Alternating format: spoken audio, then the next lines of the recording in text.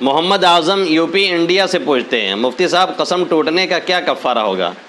دیکھیں کفارۃ اطعام عشرۃ مساکین من اوسط ما تطعمون اہلیکم او کسوتہم او تحریر رقبہ۔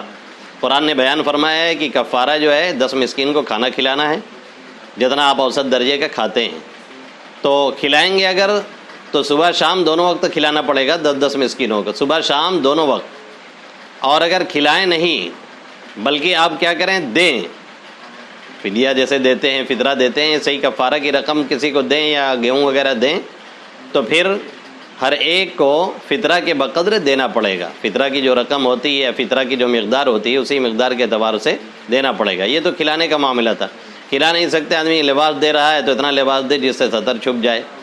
فکفارۃ اطعام عشرۃ مساکین من اوسط ما تطعمون اہلیکم او کسوتہم او تحریر رقبہ۔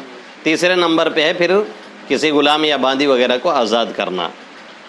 محمد